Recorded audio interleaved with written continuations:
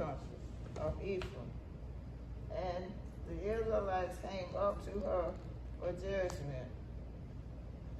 So our bad choices can land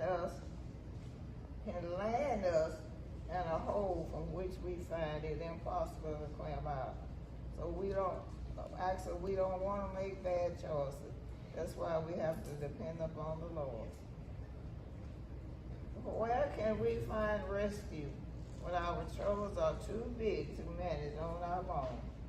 God empowered Judge Deborah to deliver Israel when they called on God for rescue from the grips of an oppressive foreign power. So you call on Jesus, you call on the Lord. But when you call on him, you need to listen. You need to listen. So, the lesson aimed. Leadership should never be approached lightly or based solely on personal strength. You don't just depend upon yourself. You have to depend upon the Lord. When God's hand rests upon an individual, his purpose moves forward through them, often in ways others may overlook.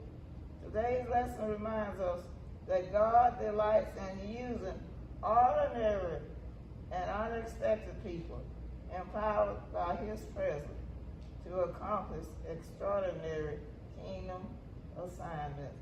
So what is the life aim?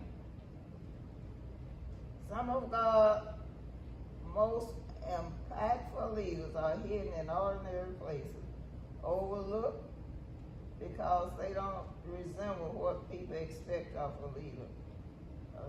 Sometimes we expect too much of a leader, and sometimes we don't expect enough. For me, you have to close our eyes to God's choices. True Christian leadership is recognized not by appearance, but by the unmistakable evidence of God's presence revealed through a person's words, character, and action. So, as I said before, today's lesson is titled Women in Leadership. Some people don't think that a lady should be a pastor. They say, well, it's all right for her to evangelize. It's all right for her to go from place to place. But they don't think that she ought to be over a congregation. But unless God says no, then we need to follow God's direction. So, the title, Women in Leadership, but you could give it another title, She Did That. They're talking about a lady did that. The lesson aim, you want to show that God used Deborah as a prophet, a judge, and leader, and to encourage the church to recognize the gift God gives to women and men for the good of his people. So, when God calls you, you need to be ready. And you need to be willing. Don't hide your talent under what they call a bushel, whatever that means. A man in a Sunday school class once said that women should not lead because they might make impulsive decisions based on emotion. Well, that's true of men too.